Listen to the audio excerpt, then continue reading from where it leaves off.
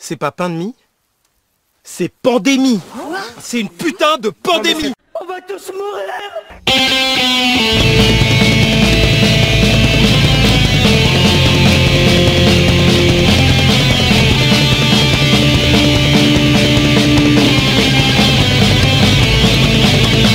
Chers auditeurs, bonjour et bienvenue dans cette nouvelle émission de Radio Virus. Merci de suivre pour continuer à nous suivre. Et tout de suite, nous commençons cette émission. En ces temps de pandémie et de paralysie de la planète, les Français redécouvrent le calme et le silence. Les Parisiens remarquent ébahis qu'on entend les oiseaux dans les rues et que c'est quand même vachement mieux quand les 450 km de bouchons quotidiens arrêtent de klaxonner. Mais allons plus loin de ce silence. N'y a-t-il pas un autre silence qui s'est installé ? Si... Écoutez mieux. Ne vous manque pas un son habituel ? Je vous donne un indice. Vous n'êtes pas un homme. Ah non, non, je sais pas ce qui vous fait dire que je suis un homme, mais je ne suis pas un homme. Votre apparence ? Ah bon ? Ah bah il faut pas confondre identité de genre et expression de genre, sinon on va déjà mal partir. Voilà, ça vous revient. Ça faisait longtemps, hein ? Ça fait un bien fou, n'est-ce pas ? Ça fait presque rétro. De ne plus entendre les habituelles pleureuses professionnelles est l'un de mes immenses plaisirs du confinement. Plus de véganes, de polytapettes, de racisés opprimés, de moitié de libanais ou de féministes chougnardes. Plus de trottoirs pas assez larges. On n'entend plus chanter Clément Méric non plus, mais ça c'est un autre sujet. Les deux seuls qui pourraient pérorer, c'est Roselyne Bachelot et ses stocks stratégiques de masques, et les nationaux qui voient tous leurs diagnostics se réaliser. Vous remarquerez que les deux gardent une certaine décence et pudeur dans l'épreuve. Les autres se taisent. Mais rassurez-vous, ils sont là, tapis dans l'ombre, à ronger leurs freins. Ils attendent le bon moment pour ressortir et pour préparer le monde d'après. Si vous pensiez que l'après-Covid reverrait le retour à un monde sain et à la victoire de nos idées, vous allez un peu vite en besogne. Le camp adverse ne compte pas se rendre sans combattre. À vrai dire, ils ont déjà commencé. SOS Racisme a porté plainte parce qu'un maire de la Loire a opposé une mamie qui va chercher son pain aux wesh-wesh qui se regroupent et foutent le bordel. Cette plainte sert donc à rappeler à l'élu qu'au-delà du fait que le terme wesh-wesh n'est plus utilisé depuis les années 90, le réel n'est toujours pas autorisé. Par ailleurs, une sur le monde d'après où les journalistes ont interrogé 4 spécialistes qui avaient le malheur d'être des mâles blancs hétéros ont hérissé le poil de tous les défenseurs de l'inclusif. Les journalistes se sont aplatis et ont présenté leurs plus plates excuses. De plus, dans une tribune complaisamment tendue par France Info, 15 associations appellent dans une pétition pour un jour d'après écologique, féministe et social. Tous les crasseux habituels ont répondu au corps de Roncevaux. Les Amis de la Terre, Attaque, la CGT, Oxfam, Greenpeace, j'en passe et des meilleurs. Je ne vois pas comment un système matriarcal aurait mieux réussi là où la dictature patriarcale a échoué. Toujours plus d'utopie donc, toujours plus de déconstruction et de fanfaronnade gauchiste. Pour que le nouveau monde ait plus de gueule que l'ancien, il va falloir se sortir les doigts et ne pas laisser les marchands de canons tirer profit du sacrifice du français moyen. Il va falloir se réorganiser, inventer de nouvelles formes de lutte. Bosser plus, lire plus, former plus de gens, être encore plus radical. Le monde d'après sera un champ de bataille idéologique d'une rare violence, où chacun va essayer de tirer la couverture. Si on pouvait faire en sorte de ne pas repartir pour 60 ans de conneries mondialistes, on ne serait pas contre. Amis militants, je vous laisse avec le meilleur de nos coachs qui va vous expliquer comment gagner après la crise. Muscle ton jeu. Muscle ton jeu, Robert. Si tu muscles pas ton jeu, fais attention. Je t'assure, tu vas voir. Tu vas avoir des déconvenus parce que t'es trop gentil. Bref, ne soyez pas gentils et mettez-vous au travail. Nous passons aux actualités du jour. L'actualité de ce jeudi 9 mars. Gadget. Le gouvernement poursuit sa réflexion sur une super application pour suivre chacun et informer les gens s'ils ont croisé quelqu'un d'atteint par le virus. Pour le moment, on est sur la base du volontariat, mais on attend de voir. Les spécialistes des libertés numériques ne sont pas franchement convaincus. Enfin, selon un sondage, une majorité de Français y serait favorable. Comme toujours, j'ai rien à cacher, prenez ma liberté et laissez-moi consommer. Papier. Un collectif du sud de la France prône la désobéissance civile et recommande de ne pas présenter l'attestation en cas de contrôle, au motif que « ma parole vaut autant que mon écriture ». Sur le plan purement légal, il semblerait que ça soit autorisé. Mais les attestations sont l'occasion de verbalisations arbitraires, selon le bon plaisir de la police. Rappelons que cet état d'urgence fait voler en éclats la présomption d'innocence. Vous pouvez être incarcéré pour plusieurs verbalisations de non-respect du confinement, sans que ces verbalisations aient pu être contestées. C'est donc l'intégrité des juges et leur bonne connaissance du droit qui fait la différence. Vive le progrès. Air France, nous vous parlions hier d'un plan de sauvetage pour nos compagnies aériennes. 6 milliards sont en négociation pour Air France KLM, tandis que les acteurs européens réfléchissent à des mesures pour maintenir en vie le trafic aérien. Mais la crise montre bien la fragilité de l'Europe, qui n'est toujours pas parvenue à s'entendre sur un plan de relance de l'économie. L'Allemagne ne veut pas payer pour les autres. Elle y sera bien obligée quand les pays seront en défaut de paiement et que la dette commerciale sera insolvable. Islam. 130 détenus radicalisés dont les peines se terminaient ces jours-ci ont été libérés de prison, au rythme de 3 ou 4 par semaine. Le ministère de la Justice précise qu'ils n'ont pas de sang sur les mains. Enfin, quand on voit le bordel mis par un simple logeur, dur de se dire que ce sont de 12 agneaux. Bison futé. Selon l'INSEE, un Parisien sur 10 a quitté la capitale pendant le confinement. Certains pensent que c'est même en partie voulu pour que Paris soit à peu près gérable. Partir veut dire qu'il y a une destination. Il y a donc 1/10 des Parisiens qui a un pied-à-terre personnel ou familial hors de la ville. Intéressant. Startup Nation. Le gouvernement a annoncé l'annulation des plans de restructuration de l'hôpital. 4000 postes devaient disparaître en 2020. Moi, je dis que c'est des cons, mais eux, ils vont dire qu'ils manquent de pédagogie. Quand on voit comment ils anticipent si bien les besoins des Français, j'ai toute confiance sur la réforme des retraites. Chine. Le pays relance son économie à coups d'envoi massif de masques, contre espèces sonnantes et trébuchantes. Mais fidèle à sa réputation, une grande partie des masques est de la pure merde. C'est au tour de la Finlande de reconnaître que plus de 2 millions de masques reçus sont inutilisables. Et en attendant, 3 étudiantes chinoises ont été interpellées car elles distribuaient des kits Covid-19 à des ressortissants chinois. L'ambassade les a fait sortir de garde à vue sans peine. On parlait de racisme anti-asiatique, faudra quand même me dire comment les étudiantes ont reconnu les Chinois parmi les autres. Religion. Bruno Le Maire refuse de rétablir l'ISF, même temporairement, car ce qui compte, c'est de relancer la croissance. Toujours la même connerie donc. Plus vite on pourra revenir à la situation qui nous a mis dans cette merde noire, plus vite ils seront contents.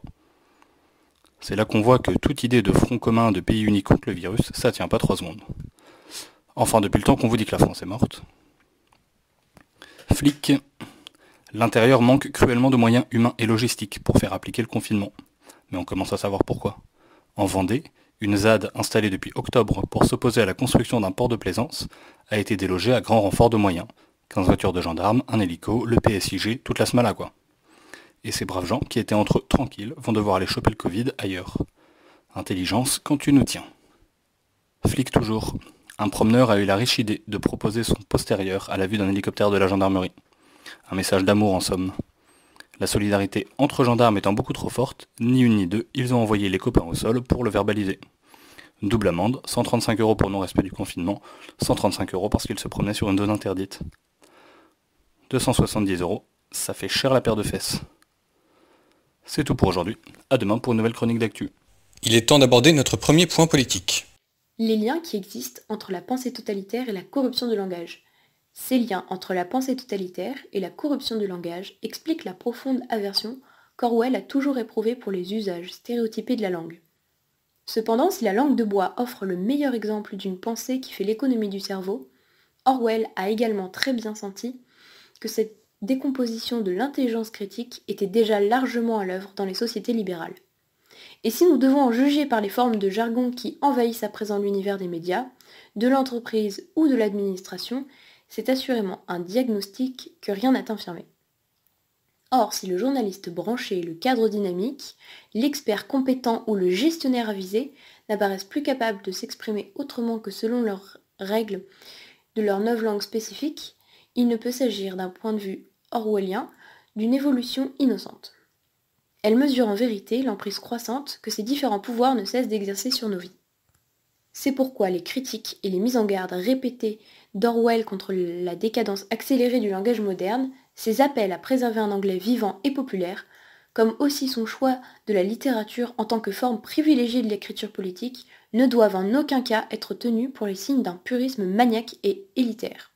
C'est tout le contraire qui est vrai, c'est parce que les élites modernes sont désormais en mesure de reconstruire un monde entièrement à leur image, que le langage contemporain, et singulièrement celui de la jeunesse, cible principale de la société marchande, s'est appauvri de façon si caractéristique et que disparaissent peu à peu aussi bien le génie populaire que la sensibilité poétique. Nous passons au cinéma.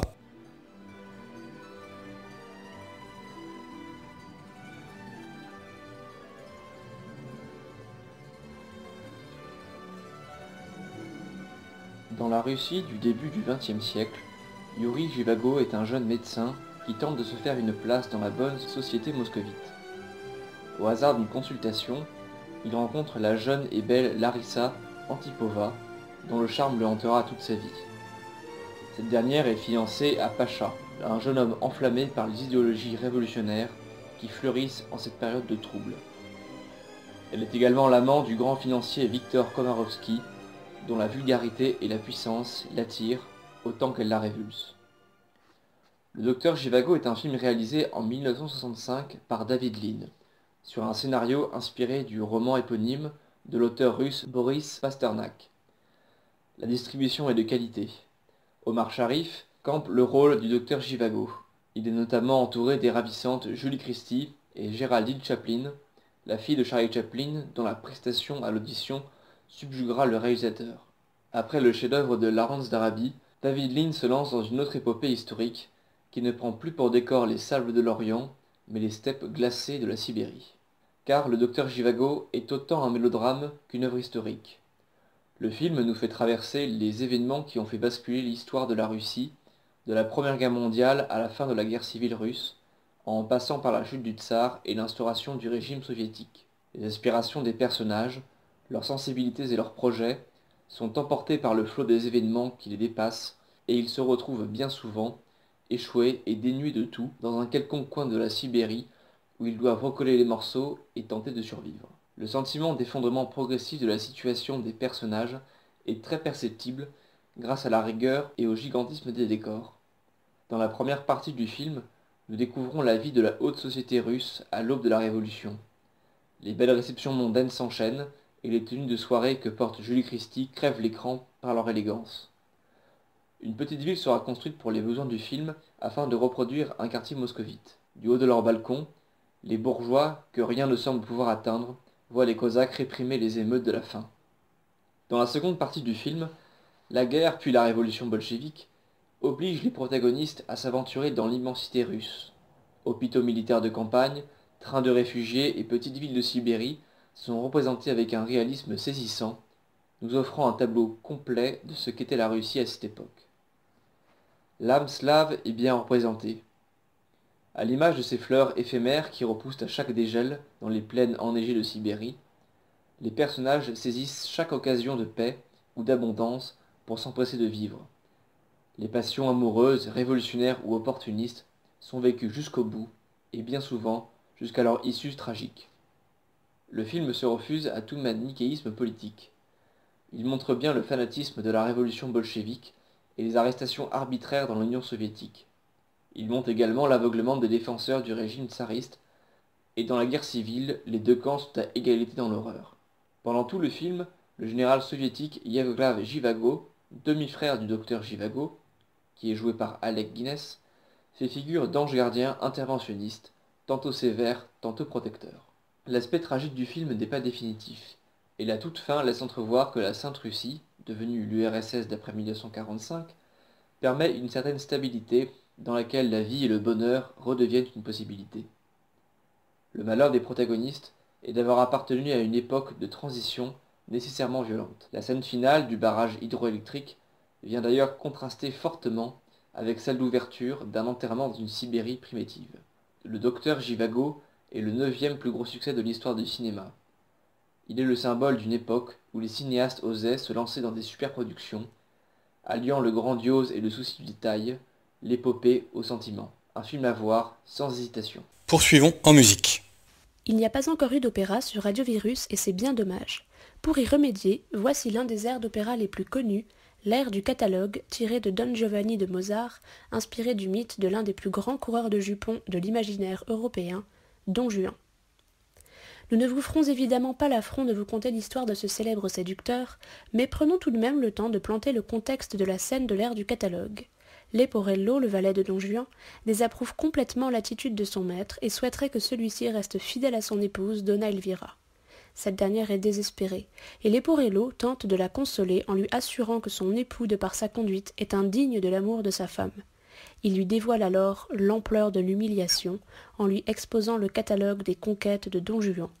640 en Italie, 231 en Allemagne, 100 en France, 91 en Turquie, mais surtout 1003 en Espagne. Rien que ça. On imagine que Donald Vira est bien consolé. Merci Leporello de l'avoir fait profiter de ton tact sans pareil. C'est José Van Damme qui prête ici sa voix sublime de baryton au valet maladroit, et il est accompagné de l'orchestre de l'Opéra National de Paris. Aramina, il catalogo è questo, delle belle chiamo il padron mio, un catalogo è lì che ho patio. Osservate, leggete con me, osservate, leggete con me. In Italia 640, in Alemania 231, 100 in Francia e in Turchia 91, ma in Spagna son già 1.300. 1.300. Ma fra queste contadine, cameriere cittadine, al contesse baronesse, marchesine, principesse e d'ogni grado, d'ogni forma, d'ogni età, d'ogni età. In Italia 640, in Armania 231, 100 in Francia, in Turchia 91, ma in Spagna son già 1.300. 1.300. Ma fra questi contadini, cameriere, cittadine, van contesse, baronesse, marchesine, principesse, e van donne d'ogni grado, d'ogni forma, d'ogni età, ogni forma, ogni età, ogni forma, ogni età.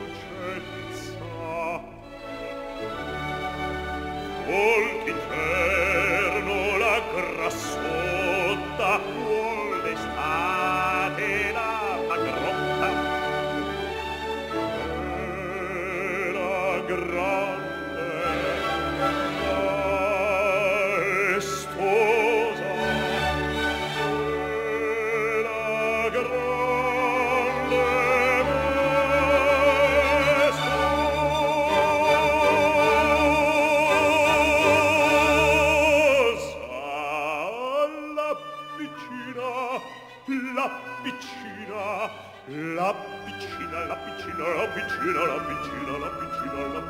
bionda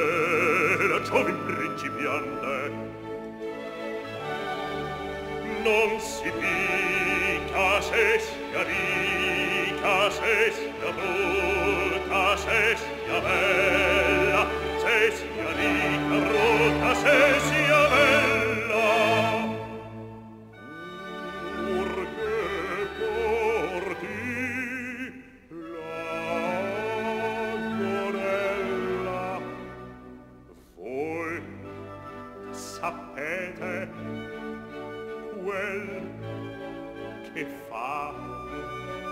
Voi sapete quel che fa, pur che porti l'Agonella.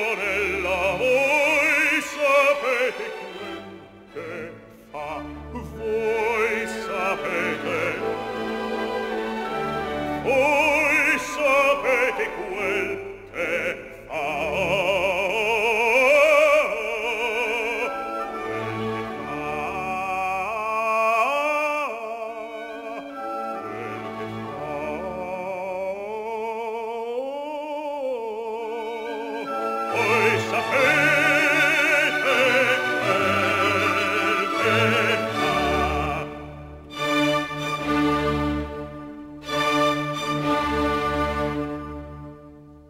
Deuxième point politique, sur un fléau qui touche particulièrement les milieux révolutionnaires.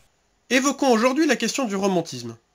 Et oui, amis auditeurs, le sujet peut amuser, mais en vrai, le romantisme c'est vraiment de la merde. À tel point que Maurras l'avait mis dans la liste des 3 R, sa liste des 3 rejets fondamentaux, à savoir la révolution, le romantisme et la réforme. Alors, pourquoi conchier le romantisme? Tout simplement parce que si c'est normal d'être romantique à 15 ans, ça commence à devenir ennuyeux à 20, passer 25 ans, c'est vraiment faire part d'une immaturité inquiétante. L'immaturité n'étant pas, il faut le reconnaître, un des défauts les moins répandus de notre époque. Le romantisme en politique est un fléau.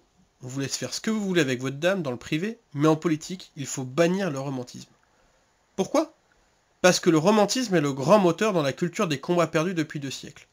On se complaît dans la défaite qu'on érige en icône, et on en vient à oublier que l'objectif doit toujours rester la victoire.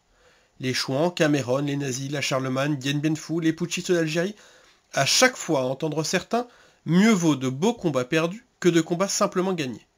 Alors que bon, en vrai on pourrait aussi parler de Verdun, de la 2e DB, des réseaux français du renseignement, de la confrérie Notre-Dame, de la bataille de Nathan, de Calvésie. Le romantisme et l'esthétisme font perdre de vue tout objectif de victoire à des générations de potentiels héros, et surtout de potentiels vainqueurs. Combien ont préféré mourir bêtement, se sacrifiant, sachant que tout est foutu, plutôt que de serrer les dents, rentrer la tête, et surtout rentrer chez soi et repasser plus tard à l'offensive. Oh oui, je sens bien, toi qui nous écoutes, même si tu as plus de 25 ans que tu n'es pas d'accord avec moi. Tu es convaincu que mourir à Berlin c'est tellement plus classe que monter un réseau de renseignement, intoxiquer les Boches tout en perdant la moitié de son réseau et faire partie de la victoire. Et pourtant, tous ces héros morts pour rien sont les mêmes qui nous ont manqué pour sortir du bousin dans lesquels on est depuis des dizaines d'années. Le pli a été pris en 14, où pendant que nos sirards se faisaient découper en petits morceaux à la mitrailleuse avec leurs gants blancs et leurs casoirs, les bolcheviks prenaient les places dans les usines et les gardaient au chaud pour longtemps. Ça a continué en 44, quand par fidélité, des familles entières se sont retrouvées spoliées, voire massacrées lors de l'épuration, parce qu'elles avaient transformé un accord de circonstance avec le maréchal Pétain en mariage d'amour. Pourtant, les milliers de Français qui passèrent de l'acclamation de Pétain à De Gaulle en quelques semaines ont bien sauvé leur peau, eux. L'histoire contemporaine est pleine de ce gâchis de gens valeureux qui, s'enferrant dans une fidélité romantique, ont laissé mourir la sève indispensable au sursaut. Et aujourd'hui, c'est pareil. Combien centaines de gens courageux qui, sous prétexte d'un idéalisme honorable mais inefficace, restent les mains pures. Ils ont les mains pures mais ils n'ont pas de mains, disait Peggy. Le romantisme, qui n'est qu'un autre pan de l'idéalisme mal compris, est un fléau qui doit être combattu dans le cœur de chacun, tant c'est un épanchement naturel mais désarmant pour le combat des idées. Nous devons être efficaces, car le temps presse et que trop d'énergie se perd dans la recherche d'un paradis soi-disant perdu, qui n'a probablement que fort peu existé. Nous devons ériger de nouvelles icônes pour nos combats, des héros vainqueurs. Il y en a à l'appel. Passons maintenant à la culture. À l'antenne de Radio Virus, nous ne sommes pas vraiment les meilleurs copains des Anglais. Mais ce n'est toutefois pas une raison pour leur enlever le peu de qualité qu'ils ont. C'est pourquoi nous allons aujourd'hui vous parler de William Blake, peintre, graveur, poète, imprimeur et éditeur anglais de la fin du XVIIIe siècle et du début du XIXe. On vous a récemment parlé de Turner, qui vécut à la même époque, mais que personnellement je n'apprécie pas des masses. Blake a toujours fait figure d'ovni, de génie incompris à son époque comme aujourd'hui. Il fut un peu dans le cas de son compatriote Fuseli, célèbre pour Le Cauchemar. Blake vécut en effet dans la misère. Son travail ne fut pas reconnu. Pourquoi? Parce que les Anglais manquaient d'éducation artistique. Le public préférait la peinture d'histoire et les paysages à la Turner. Chez les Anglais, À l'inverse de la France, si tu n'étais pas dans le goût marchand du moment, impossible de vivre de tes œuvres. Ce fut le cas de Blake. Faisons un petit tour d'horizon de la production artistique en Europe à cette époque avant de revenir à Blake. Le peintre de l'époque qui se rapproche le plus de Blake, c'est Goya, en Espagne. Les artistes visionnaires ne vivaient en effet pas de la même manière dans les pays latins catholiques que chez les protestants. En France ou en Espagne, la logique marchande importait peu. Le mécénat, la protection de l'État et le goût des connaisseurs ont toujours soutenu les artistes, alors qu'en Angleterre, ils étaient souvent réduits à la misère. Goya a ainsi pu exprimer en toute liberté ses scènes fantastiques ou macabres, avec des sorciers et des démons, notamment dans ses capriccios. Retenons cette phrase de Goya. Abandonnée par la raison, l'imagination produit des monstres. Alliée à la raison, elle est la mère des arts et la source de leurs merveilles. Alors que Blake, en romantique, rejettera la raison, comme nous le verrons. En France, nous, on avait Jacques-Louis David, la grande figure du peintre patriote et de l'activiste révolutionnaire. Il fut ministre des Arts sous Robespierre, ce qui lui vaudra un petit séjour en prison en 1794. Puis nous avons eu Napoléon, qui créa le musée du Louvre grâce à ses prises de guerre, et qui encouragea la production artistique. Enfin, avec le retour des Bourbons, les commandes de portraits des martyrs royalistes explosèrent. Bref, il y avait du travail. En Angleterre, on ne voyait pas la chose du même œil. Blake vécut ainsi de son travail industriel. Il était graveur, ce qui lui permit toutefois d'imprimer et d'illustrer lui-même ses poèmes, véritables chefs-d'œuvre, comme le Tigre ou les Noces du ciel et de l'enfer. Il réussit cette prouesse grâce à la technique de la gravure en relief, technique qu'il dit avoir reçue en songe de son frère défunt. Cela consiste à imprimer simultanément le texte et l'image pour en faire une épreuve sur papier ou plaque de métal, qui peut être ensuite peinte à l'aquarelle et recevoir des détails dans le style des enluminures médiévales. Goût pas des plus appréciés à l'époque. Restait plus alors qu'à relier les estampes entre elles pour faire un livre qui sera à chaque fois unique puisque peint à la main. Blake fut sans conteste le plus grand coloriste de son époque. Ses œuvres sont parsemées aussi de thèmes métaphysiques et poétiques. Il croit à la résolution des conflits par la réconciliation des contraires. Il dénonce aussi les méfaits de la répression sexuelle. Mais c'est surtout le personnage d'Urizen, qui est central. Personnage qui personnifie Dieu, l'ordre et l'autorité, opposés à l'imagination. La véritable chute est pour Blake la création de la matière, par Dieu, et non pas le péché originel. Il préfigure ainsi le romantisme qui commence à pointer le bout de son nez déjà en Germanie. La critique dénoncera quant à elle les épanchements délirants d'un cerveau malade. Déçu et pauvre, Blake se retire, on le croit mort. Il se livre alors au spiritisme, grand jeu du siècle à venir, comme on peut le voir dans l'une de ses dernières œuvres, Le spectre d'une puce, de 1820. Blake meurt en effet en 1827. William Blake est un peintre et un poète qui mérite d'être redécouvert. Petite anecdote, ses poèmes inspirèrent Jim Morrison pour le nom de son groupe, The Doors, en référence aux portes de la perception. Sauf que Blake faisait tourner les tables à la place de prendre de l'acide. Pour votre échappée du jour, nous emmenons dans le sud-ouest. Pour la visite du jour, je vous propose une balade dans le sud-ouest de la France, dans la superbe vallée de la Dordogne. Suivons la rivière à l'abri des arbres, marchons encore un peu au soleil, et nous verrons alors une ville s'accrochant à une haute falaise. Partons à la découverte de la célèbre cité de Rocamadour, une magnifique ville médiévale. Tout d'abord, parlons du nom peu commun. Le nom en occitan est Rocamadour.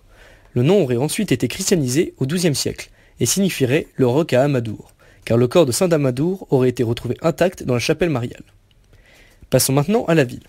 Les 3 étapes de construction du village datent du Moyen-Âge, et cela reflète bien la réalité des 3 ordres de l'époque, les chevaliers au-dessus, le clergé au milieu de la cité et les travailleurs en bas près de la rivière. Rocamadour est très célèbre pour sa grande dévotion mariale. En effet, on constate les premiers miracles au XIIe siècle. À partir de là, les pèlerins se hâtent d'aller prier la Vierge Noire qui surplombe l'autel majeur, une magnifique statue datant du XIIe siècle également. Dès le XIIIe siècle, Rocamadour obtient une grande renommée dans toute l'Europe, notamment grâce aux miracles qui s'y déroulent. Henri II d'Angleterre lui-même vient y prier pour rendre grâce de sa guérison. Au moment de la Réforme, la ville fut malheureusement pillée par les protestants. Les édifices religieux furent détruits et un capitaine protestant détruisit de ses propres mains les reliques de saint Amadour. Pour le respect des morts, on repassera. La ville fut ensuite de nouveau pillée à la Révolution. Les principaux édifices dont les églises et le château furent restaurés au XIXe siècle, le tout dans un style très moyenâgeux qui se fond parfaitement dans la masse du roc. Fin de l'histoire, voyons maintenant ce qu'on peut visiter. Il y a donc de nombreuses églises, dont le sanctuaire marial, qui surplombe le bourg, et dont la sacristie est directement reliée au château en haut de la falaise par un escalier secret. Le château, lui-même bien que restauré au XIXe, vaut quand même le détour. ne serait-ce que pour la vue fabuleuse qu'on y a. Pour info, Rocamadour est classé dans la liste des plus beaux villages de France. De nombreuses grottes et gouffres datant parfois du Paléolithique sont visitables, notamment le gouffre dit du Saut de la Pucelle, où sont parsemées des dizaines de grottes qui raviront les amateurs de spéléologie. Rocamadour est le centre de grands chemins de randonnée. Attention, c'est pas pour les petits joueurs, mais ça vaut quand même le coup. Côté culture, Rocamadour est renommé pour sa collection d'art sacré. En effet, vous trouverez en ville plusieurs musées consacrés à l'art sacré. Si vous pouvez passer à Rocamadour la dernière semaine d'août, ça serait pas mal. En effet, depuis 2006, on y trouve un festival de musique sacrée. Et en plus, le 25 août, c'est la fête de Saint-Louis, fête très importante dans le Lot. Pour finir cette chronique, voilà quelques anecdotes sympas sur Rocamadour. Si vous êtes catholique et que vous êtes chaud, vous pouvez faire le chapelet sur l'escalier qui mène à l'église mariale. Vous savez le truc où vous récitez un Ave Maria sur chaque marche. Même Saint-Louis l'a fait, alors vous dégonflez pas. Et enfin, le truc le plus stylé à faire, vous voulez devenir roi d'Angleterre ? Bah retirez l'épée dans l'enclume de Rocamadour. Non, en vrai, à Rocamadour, on trouve une épée plantée dans la roche. Et on dit que c'est Durandal, l'épée de Roland lui-même. Vous savez, dans la chanson de Roland, il essaie de péter son épée pour pas qu'elle tombe aux mains des Sarrasins. Et comme il n'y arrive pas, bah il appelle l'archange Saint-Michel à l'aide. Et alors il balance son épée, et oh, miracle, elle traverse plusieurs centaines de kilomètres pour se planter dans la roche de Rocamadour. Alors ça, si c'est pas une légende stylée, je sais pas s'il vous faut. Place à la littérature maintenant. Aujourd'hui, nous allons vous parler d'un chef-d'œuvre de la littérature jeunesse britannique, Sa Majesté des Mouches de William Golding. Paru en 1954, il récoltera le prix Nobel de littérature en 1983. Si vous aimez les clubs des 5 où des ados un peu nunuches vivent de fabuleuses aventures et en sortent toujours vainqueurs, passez votre chemin. Là, c'est tout l'inverse. L'auteur est un écrivain hanté par de vieux démons et animé par une haine de classe farouche. Son grand rêve était de dynamiter le prestigieux lycée d'Eton à la TNT. À défaut de faire voler en éclats ce pilier de l'aristocratie britannique, William Golding a dynamité les mythes de l'innocence enfantine et de l'indestructibilité de la civilisation européenne. Et ce faisant, signé avec Sa Majesté des Mouches une anti-utopie radicale proche de 1984 d'Orwell. L'histoire se passe dans les années 50. Un avion transportant des écoliers de la Haute s'écrase sur une île déserte et les enfants se retrouvent seuls, sans adultes, sur une plage. Deux personnages émergent, Ralph, qui incarne l'intelligence et la bonté, et Jack, qui a pour lui la force et la puissance. Ralph essaie d'instaurer une petite civilisation avec les règles de la bonne société anglaise, mais peu à peu, l'idéal de chevalerie s'effrite sur la perversité, la méchanceté et la soif de violence des petites têtes blondes. Dans les romans de l'époque, tout finit pour le mieux et les épreuves sont souvent synonymes de victoire de la vertu. Ici, pas du tout.